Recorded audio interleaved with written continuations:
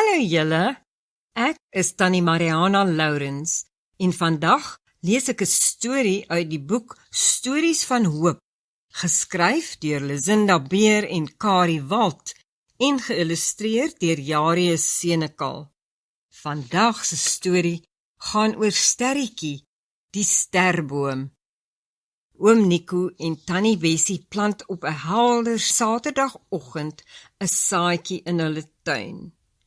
Dag vir dag wag hulle vir die piepklein saadjie om te groei.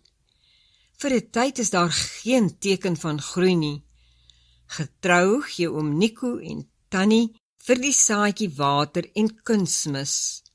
Hulle maak ook seker dat daar genoeg sonlig vir die saadjie is om te groei. Na 'n paar weke sien hulle iets gebeur. Daar waar die saadjie geplant is, steek iets groen uit. Oom Nico en Tannie Bessie klap hulle hande bly. Kyk Bessie, ons saadjie begin groei. Lag oom Nico en buk om onkruid om die saadjie uit te trek.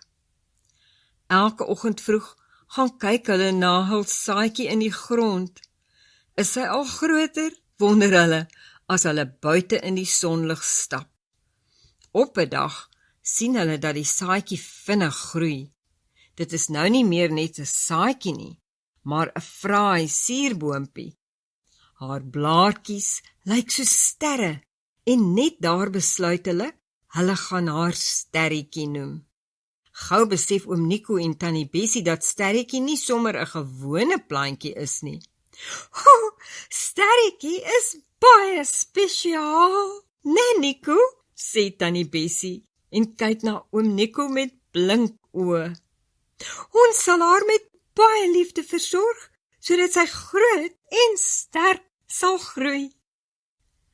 Almal wat by oom Nico en Tannie Bessie kom kuier, sit graag in Sterretjie se liggie en in haar koelte.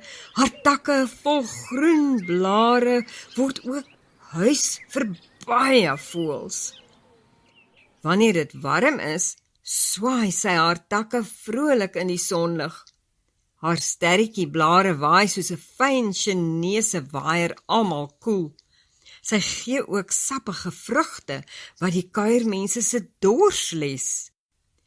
Nico, kom kyk hier, Tannie Bessie bedui een oggend bekommerd na Sterretjie se stam.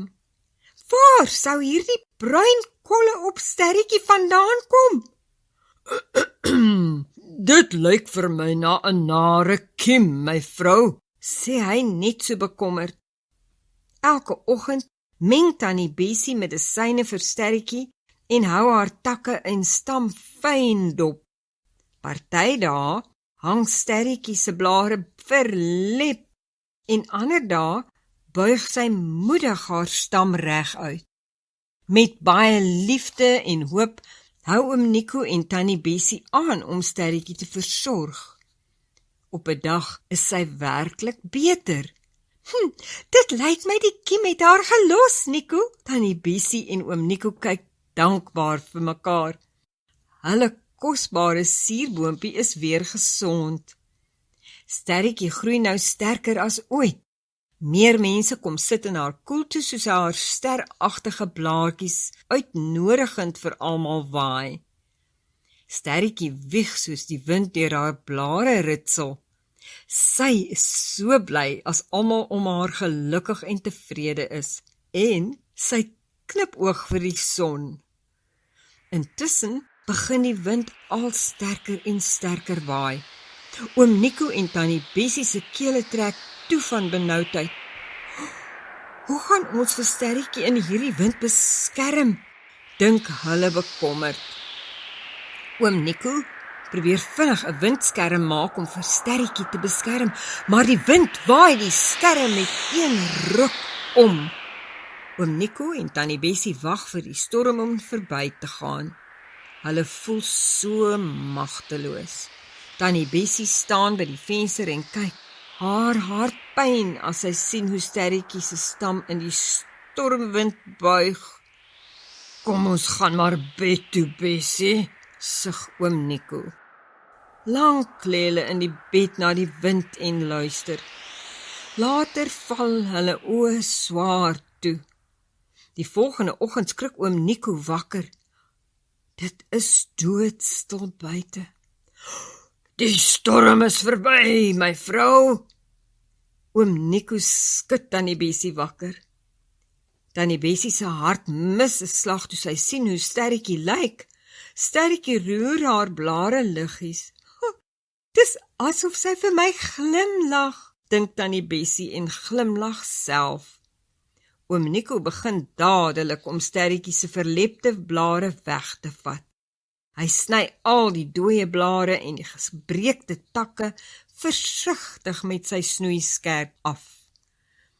Oom Nico en Tannie Bessie sien verlig hoe Sterretjie nou selfs mooier groei en nog meer vrugte dra. Op 'n dag sien Tannie Bessie weer breinkolle op Sterretjie se stam. Die nare kiem is terug. Hulle doen alles wat hulle kan. Hulle Sterretjie mag nie iets oorkom nie. Hulle koop spesiale kunsmis en sorg dat Sterretjie genoeg water kry. Maar sy word al swakker. Selfs die gif wat hulle gekry het om die kiem dood te maak, maak Sterretjie nog swakker. Hartseer dink oom Nico, wat gaan ek doen? Hoe gaan ek Sterretjie beskerm? Hy gaan sit by Sterretjie in 'n klein kolletjie koelte en maak grappies. Sterretjie hoor hom, ligmoedig haar takkies op. Sy skud haar blare liggies om vir oom Nico te wys dat sy saam lag. Sterretjie self beklei hard teen die kiem. Benoud en hartseer sien oom Nico en Tannie Bessie dat Sterretjie al haar blare verloor het. Moedeloos besef hulle dat daar niks is wat hulle kan doen nie. Tannie Bessie en oom Nico streel Sterretjie se kaal takkies, terwyl hulle hoopvol vir nuwe blaartjies kyk. Hoe wens hulle nie dat sy kan bly lewe nie? Wanneer oom Nico en Tannie Bessie so in die skemerlig by die venster vir haar staan en kyk, lig Sterretjie haar takkies op en skud waaiend die paar blaartjies wat sy nog oor het vir hulle. Sterretjie veg hard om van die kiem ontslae te raak, maar die bruinkolle word al hoe groter. Die kiem is te sterk. Oom Nico en Tannie Bessie besef hulle kan nie vir Sterretjie red nie. In hulle gedagtes begin hulle afskeid van haar neem. Dankbaar vir al die jare wat Sterretjie hul met haar blare koel gewaai het en vir al die sappige vrugte wat sy vir hulle gegee het, groet hulle vir Sterretjie. Sterretjie sien nie hoe hulle trane blink oor haar takkies drup nie. 'n Rukkie later besluit oom Nico en Tannie Bessie om 'n partytjie te hou vir Sterretjie wat nie meer by hulle is nie. Almal kom en vertel hoe kosbaar en spesiaal Sterretjie vir hulle was. Hulle vertel hoe haar blare geblink het en hoe dit hulle laat dink het aan sterre wat skyn. Hulle onthou die ligte flikker van haar blare in die aand die donkerte weggedryf het. Die voeltjies hoor die mense stemme wat kwetter van dankbaarheid vir die tyd wat hulle veilig by Sterretjies kon bly. Tannie Bessie en oom Nico dink met seer harte, niemand sal ooit Sterretjie se plek kan inneem nie. Sterretjie se plek lyk so leeg. Saam kyk hulle deur die venster en stadig besef hulle, dalk is daar 'n ander boompie wat hulle nodig gaan kry en wie hulle kan versorg. Oom Nico en Tannie Bessie kyk stil na mekaar en hulle weet, Sterretjie sal dit so wil hê. Die einde. Iets om oor te dink.